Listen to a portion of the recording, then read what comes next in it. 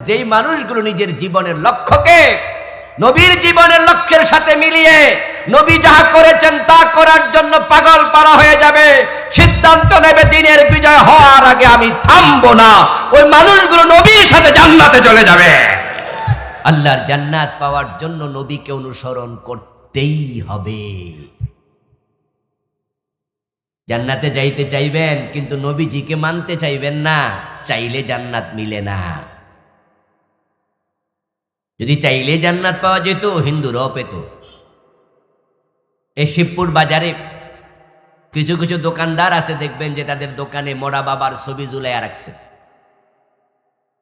এবং ছবির মাঝে সুন্দর করে এভাবে লিখে দিচ্ছে স্বর্গীয় দুলাল চন্দ্র দাস। স্বর্গীয় মানে কি? স্বর্গে যাবে না গেছে গা? দোকানদারে অলরেডি বাবারে স্বর্গে পাঠাইয়া দিছে। হিন্দু মিয়া যে তার বাবারে স্বর্গে পাঠাইলো, এতে বোঝা যায় যে স্বর্গে যাওয়ার শখ তারও আছে। স্বর্গ মানে জান্নাত, জান্নাত মানে বেহেশত, বেহেশত মানে হেভেন, হেভেন মানে হচ্ছে বাগান। চোখ, নয়ন, আখি, শব্দ তিনটা, বস্তু কয়টা? একটা। আরবিতে বলে জান্নাত, বাংলায় বলে বাগান, ফার্সিতে এটাই বলে বেহেশত, ইংরেজিতে এটাকে বলে হেভেন, আর সংস্কৃতি শব্দ হলো স্বর্গ। তাহলে হিন্দুরা যে জান্নাতে যেতে চায়, স্বর্গে যেতে চায়, চাইলে কি হয়? আমার দোস্ত তারা চেয়েছে, তারা লিখেছে, কিন্তু তারা জান্নাতে যাবে না, কারণ তারা নবী মুহাম্মদ সাল্লাল্লাহু আলাইহি সাল্লামের আহ্বানে সাড়া দিয়া তারা ঈমান আনে নাই, ইসলামকে তাদের জীবন বিধান রূপে গ্রহণ করে নাই। এখন তারা রাসূলকে না মানার কারণে, ঈমান না আনার কারণে, ইসলাম না মানার কারণে তারা স্বর্গীয় লেখলেও কোনো লাভ নাই। কোনো হিন্দু বেহেশতে যাবে না। আমার আলোচনা যদি শোনেন কোনো হিন্দু, আপনি মনে কষ্ট পাচ্ছেন, হুজুররা কত খারাপ, আমরা স্বর্গে যাইতো দিব না। ও রাস্তার পাশে দাঁড়ায় দাঁড়ায় বলতেছে, দেখছো না আমরা স্বর্গীয় লেখছি, এটা হুজুরদের সহ্য হইতেছে, উনারা কত খারাপ যা আমরা বেহেশতে তো ঢুকতে দেয় না, স্বর্গেও দেয় না। আমার দোস্ত, হিন্দুরা জান্নাতে যাক, তারা স্বর্গে গেলে আমাদের কোনো লস নাই। আমরাও তো তাদেরকে জান্নাতের পথে ডাকছি, চাইলেই হবে না, ঈমান আনো, ইসলাম মানো, তোমরা আমরা একসাথে আল্লাহর জান্নাতে চলে যেতে চাই। কিন্তু শুধু জান্নাতে যেতে চাইবা, আবার তুমি লক্ষ্মী পূজা করবা, দুর্গা পূজা করবা। এই আকাশ এবং জমিন তো দুর্গা আর লক্ষ্মী বানায় নাই, বানিয়েছে কে? দোস্ত, এই মাটির মূর্তির নয়, মাটির মূর্তির পূজা নয়, ইবাদত নয়, অর্চনা নয়। মাথাটা মাটির মূর্তির কাছে নত করো না, মাটির মালিকের কাছে মাথা ঝুঁকিয়ে দাও। মাটির মালিকের ইবাদত করো। চেয়েছিল হিন্দু ভাই স্বর্গে যেতে, কিন্তু কোরআনের বক্তব্য, মাইয়ুশরিক বিল্লাহি ফাকাদ হারামাল্লাহু আলাইহিল জান্নাহ। আল্লাহ তাআলা বলেন, যে ব্যক্তি শিরক করে আল্লাহ তার জন্য জান্নাত হারাম বানায়া দেয়। তো আমার সামনে আপনারা যারা আছেন, এবার তারা একটু জবাব দেন, আমরা সবাই জান্নাতে যেতে চাই কিনা? সবাই জান্নাতে যেতে চান? চাইলে যাওয়া যাবে না। নবীজি বলছেন, মান আহাব্বা সুন্নতি ফাকাদ আহাব্বানি ওয়া মান আহাব্বানি কানা মাই ফিল জান্নাহ। যে ব্যক্তি আমার সুন্নাহকে ভালোবাসে, আমাকে ফলো করে, আমাকে ভালোবাসে, আমার সুন্নাহকে ভালোবাসে, মান আহাব্বা সুন্নতি, যে আমার সুন্নাহকে ভালোবাসে, ফাকাদ আহাব্বানি, সে আমাকে ভালোবাসে। আল্লাহ নবীজি সাল্লাল্লাহু আলাইহি ওয়াসাল্লামকে কোন লক্ষ্যে, কোন উদ্দেশ্যে পৃথিবীতে পাঠালেন? কুরআন মাজিদের 3টা সূরাতে আল্লাহ তাআলা আলোচনা করেছেন। সূরা সাফ আয়াত নাম্বার 9, সূরাতুল ফাতহ আয়াত নাম্বার 28, সূরাতুত তাওবা আয়াত নাম্বার 33। এই 3টি সূরাতে আল্লাহ তাআলা প্রিয় নবীজিকে কেন দুনিয়ায় পাঠাইছেন, উদ্দেশ্য কি, সেটা আল্লাহ নিজে বলেছেন। যাকে যে উদ্দেশ্যে তৈরি করা হয়েছে, সেটা যাই হোক, যদি সে উদ্দেশ্যের পূর্ণতা সাধন করতে না পারে, তাহলে তাকে তৈরি করাটা সফল না, বরং এটা ব্যর্থ। এই মোবাইলকে মূলত বানানো হয়েছে কথা তারবিহীন আউটগোয়িং করবে, সাথে অন্যগুলো কাজ আছে। মোবাইল দিয়ে আমরা হিসাবপত্র করি না? কথা বলেন না কেন? বিভিন্ন জায়গায় আলো না থাকলে, টয়লেটে গেলে হঠাৎ করে বিদ্যুৎ চলে গেলে আমরা কি মোবাইল দিয়ে আলো জ্বালাই না? আচ্ছা, মোবাইল দিয়ে টর্চ লাইট ব্যবহার করার উদ্দেশ্যে আমরা কোনোদিন মোবাইল কিনছি? এটা হলো ভিন্ন ব্যবহার। আমরা যতজনে মোবাইল কিনছি, মূল উদ্দেশ্য কি? কথা বলা। এখন বলুন তো, যদি মোবাইলে কথা না আসে, এটা কথা যায়ও না আসেও না, তাহলে যে বানাইছে এটা চলবে আর এ ফালাই দিব? ব্যর্থ। উদ্দেশ্যের পূর্ণতা চাই। এই মাইক বানানো হয়েছে কেন? ছোট শব্দ বড় করে দেবে। যদি এই মাইক এখন ছোট শব্দ বড় না করে, তাহলে আমরা এটা ফালাই দেব। মাহফিল কমিটি খেপে যাবে, এই বেটা তুই করলি কি, মাহফিলটা মাটি বানাই দিলি। উদ্দেশ্যের পূর্ণতা নেই, ব্যর্থতা। হাতঘড়ি 1 লাখ টাকা দামের হাতঘড়ি আসেনি, 10 লাখ টাকা দামের হাতঘড়িও আছে, কিন্তু এই ঘড়ি যদি টাইম না দেয়, শুধু শুধু সৌন্দর্য বর্ধনের জন্য কেউ ঘড়ি আমরা হাতে রাখি? ফেলে দেব।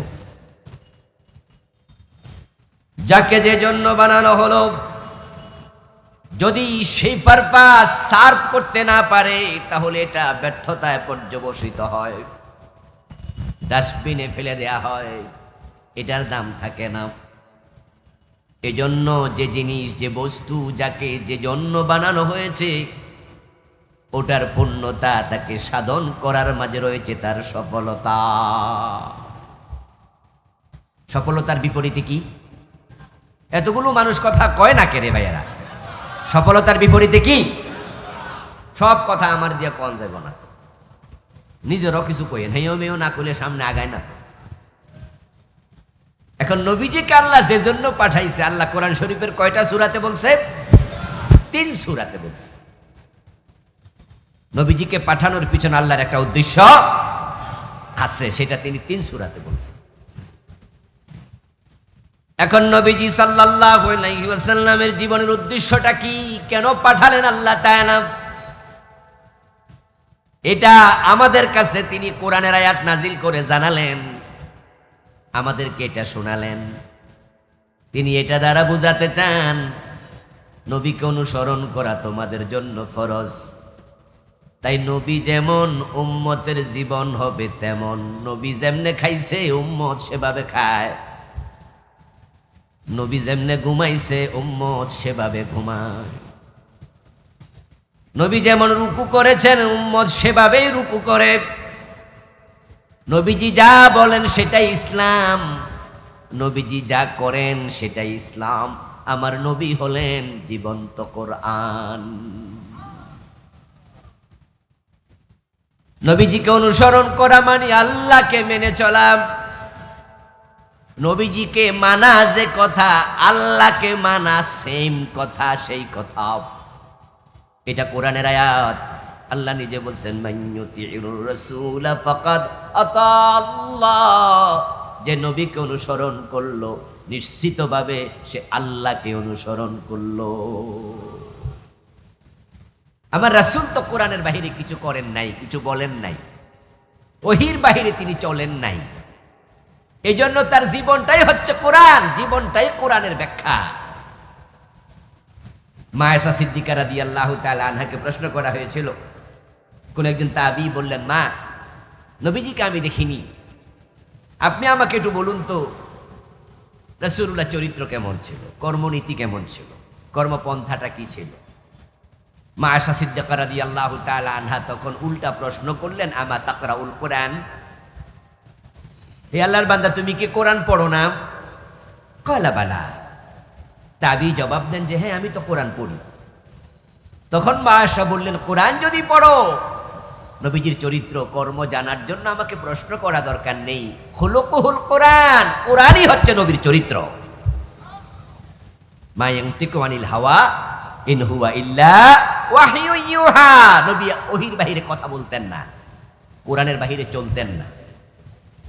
এবার আপনাদেরকে আমি জিজ্ঞাসা করব, কোরআন হাদিস ফলো করা আমাদের জন্য নফল না ফরজ? জীবনটাই হবে কোরআন দিয়ে, সোজা কথা। কোরআনে যাহা নফল আমাদের জন্য তা নফল, হাদিসে যাহা ফরজ, কোরআনে যাহা ফরজ আমাদের জন্য সেটাও ফরজ। তো নবীজিকে আল্লাহ তাআলা আমাদের সম্মুখে রাখলেন, রেখে তিনি বললেন কোরআন মাজিদে, লাকাদ কানা লাকুম ফি রাসূলিল্লাহি উসওয়াতুন হাসানাহ। ও দুনিয়ার মানুষ, রাসূলুল্লাহর জীবনে তোমাদের জন্য সর্বোত্তম আদর্শ আমি রেখেছি। আর এতে বললেন এবার, কুল ইন কুনতুম তুহিব্বুনাল্লাহ ফাত্তাবিউনি। আপনি মানুষকে জানিয়ে দেন, তোমরা যদি আল্লাহকে ভালোবাসতে চাও, আল্লাহর ভালোবাসা পেতে চাও, ফাত্তাবিউনি, তাহলে তোমরা আমি নবী মুহাম্মদকে অনুসরণ করো। ইউহিব্বুকুমুল্লাহ, যদি নবীকে তোমরা অনুসরণ করো। এবার আল্লাহ তাআলার ঘোষণা পবিত্র কোরআন মাজিদে, ইউহিব্বুকুমুল্লাহ, যে নবীকে মেনে চলে আল্লাহ নিজে তাকে ভালোবাসেন। তাহলে নবীজিকে মেনে চললে আল্লাহ ভালোবাসেন। ওয়া ইয়াগফির লাকুম যুনুবাকুম, আল্লাহ যাকে ভালোবাসেন, আল্লাহ বলছেন তিনি তার জীবনে সব গুনাহ ক্ষমা করে দেবেন। তো নবীজির ভালোবাসার সাথে, নবীজির ইত্তেবার সাথে আমাদের জীবনের সফলতা জড়িত। তো নবীজি যাহা করেছেন আমরা তাই করব, নবীজি যাহা বলেছেন আমরা তাই বলবো, নবীজি যেভাবে করেছেন আমরা সেভাবে করব, নবীজি যখন করেছেন আমরা তখন করব, উনার মতো করে জীবন সাজাবো। তাহলে নবীজির জীবনের লক্ষ্যটাকে আমাদের জীবনের লক্ষ্য বানাবো। নবীজির কর্ম যাহা উম্মতের কর্ম তাহা। তো নবীর জীবনের লক্ষ্য যাহা, উম্মতের জীবনের লক্ষ্য হবে হুবহু তাহা। আমি যা বললাম আশা করি বুঝতে পেরেছেন। তাহলে নবীজির লক্ষ্য কি ছিল জীবনের, এটা আমাদের জানিতেই হবে, জানলেই তো মানা যায়। বাংলাদেশে 92% মুসলমান আছে। এই 92% মুসলমানের দেশে নবীজির জীবনের লক্ষ্যের চর্চাটা হয় খুব কম, এই বিষয়ের আলোচনা হয় খুব কম মাহফিলে। 100টা মাহফিল যদি হয়, হয়তো 20টা মাহফিল ওই আলোচনাটা হয় না, বাকি 80টাতে হয় রোজার আলোচনা, জাকাতের আলোচনা, নামাজের আলোচনা, হালাল হারামের আলোচনা, পর্দার আলোচনা, জিকিরের আলোচনা, এগুলো হয়। কিন্তু নবীর জীবনের লক্ষ্য কি, এই আলোচনা হয় খুব কম। আর এই আলোচনাটা না থাকার কারণেই 92% মুসলমানের দেশে ইসলাম নাই। শুধু আব্দুল্লাহ, আব্দুর রহমান, ইব্রাহিম, মুসা, অমক তমক নামের মুসলমান আছে, মুসলমানের অভাব নাই।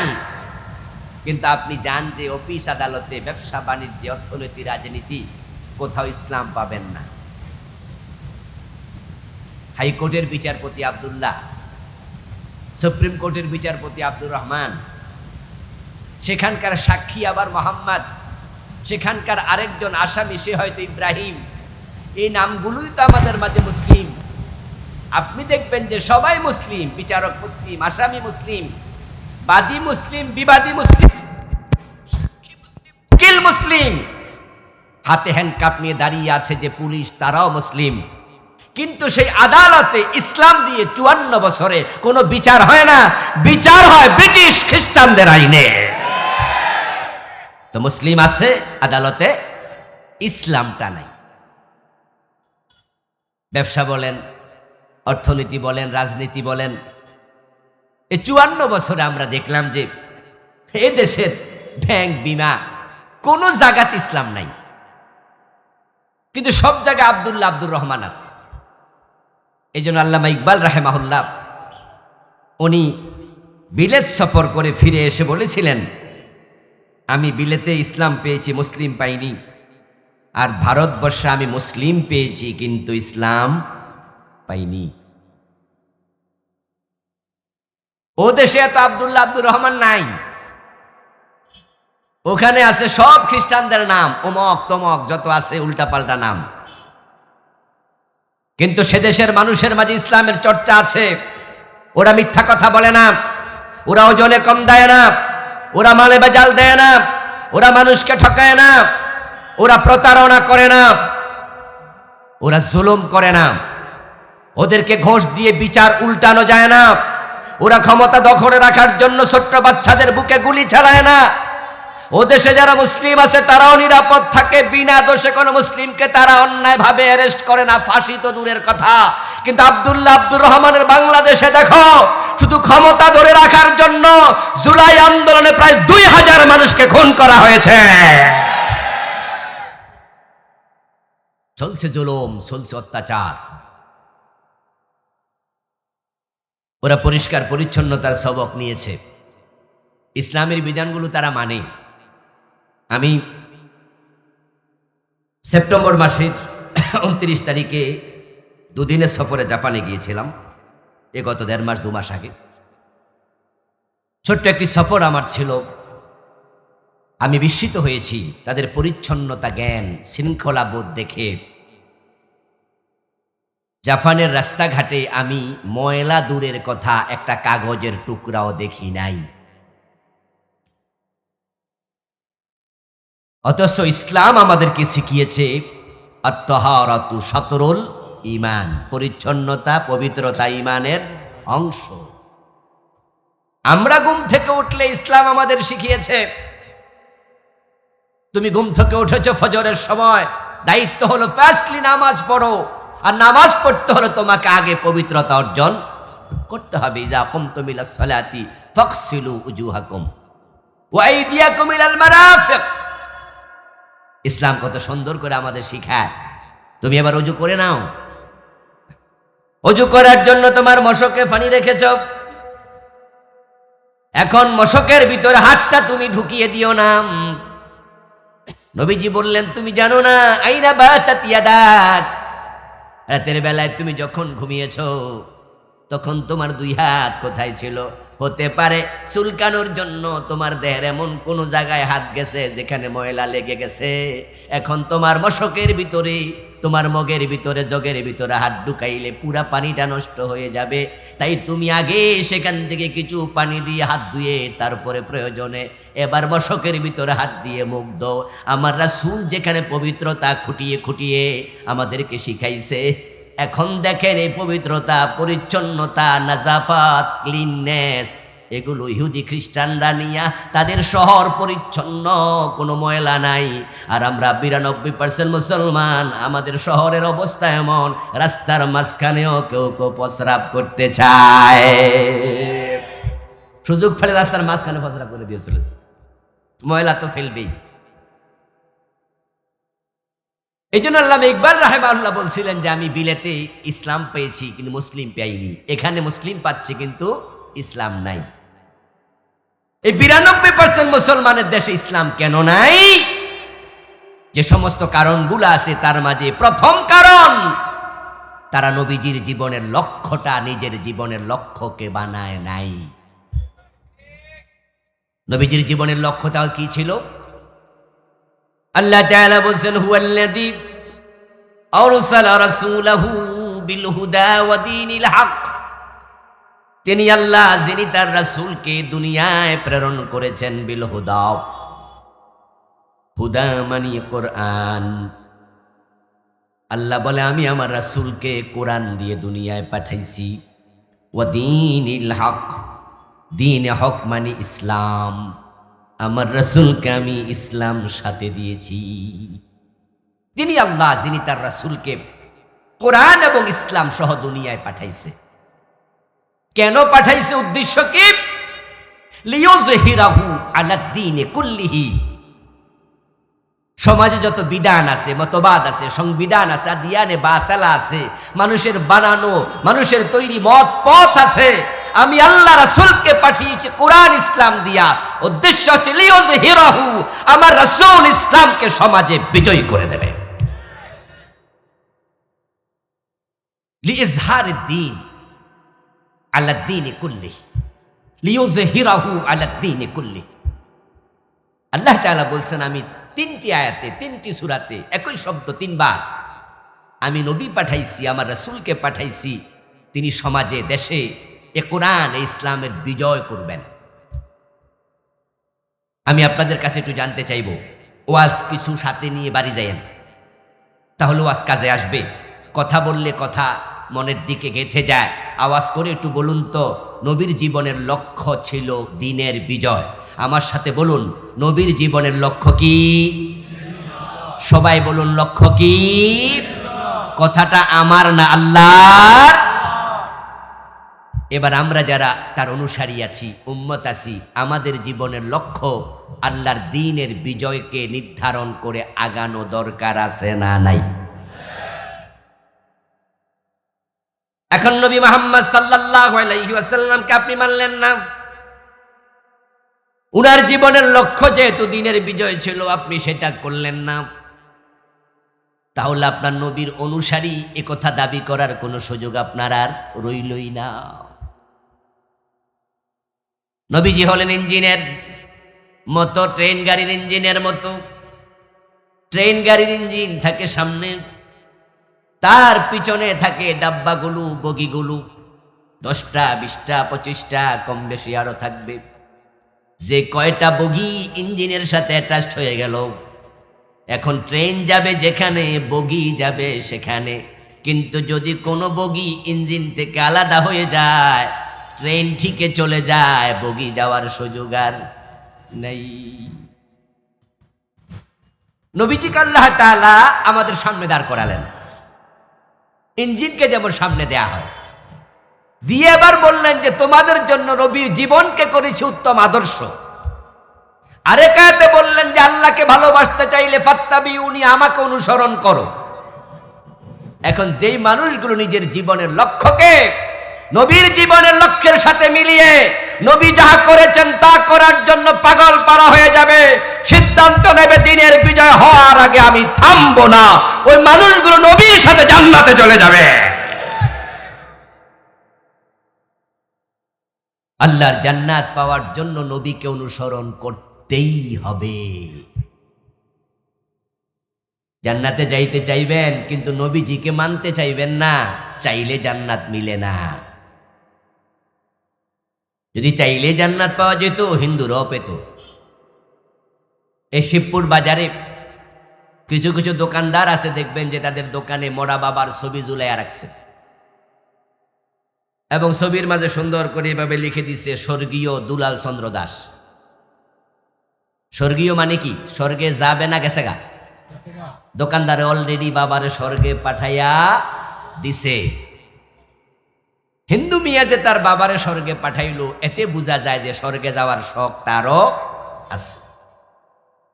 স্বর্গ মানে জান্নাত, জান্নাত মানে বেহেশত, বেহেশত মানে হেভেন, হেভেন মানে হচ্ছে বাগান। চোখ, নয়ন, আখি, শব্দ 3টা, বস্তু কয়টা? একটা।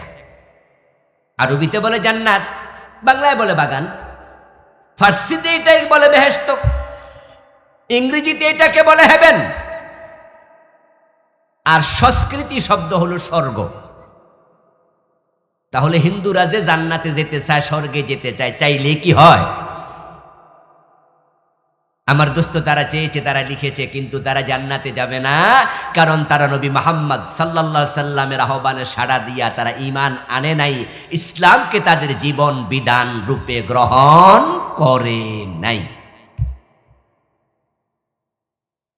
এখন তারা রাসূলকে না মানার কারণে, ঈমান না আনার কারণে, ইসলাম না মানার কারণে তারা স্বর্গীয় লেখলেও কোনো লাভ নাই।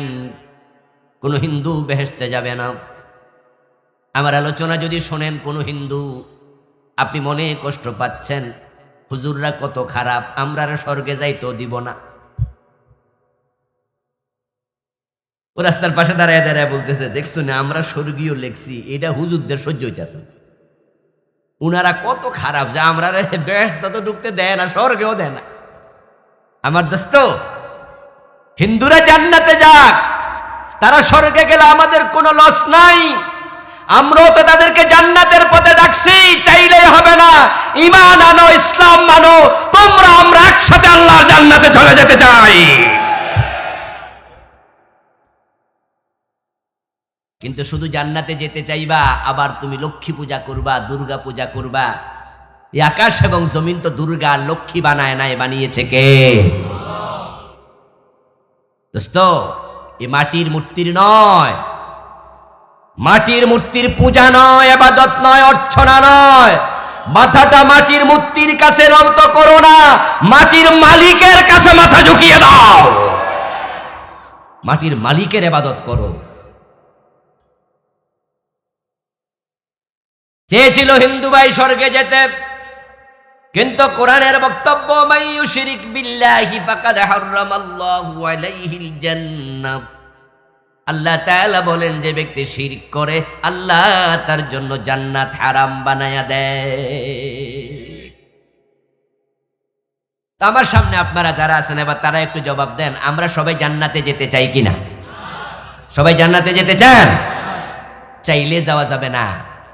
নবীজি বলছেন, মান আহাব্বা সুন্নতি ফাকাদ আহাব্বানি ওয়া মান আহাব্বানি কানা মাই ফিল জান্নাহ।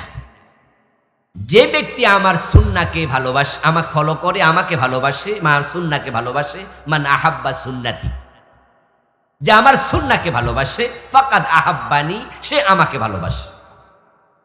ওয়া মান আহাব্বানি কানা মাই ফিল জান্নাহ,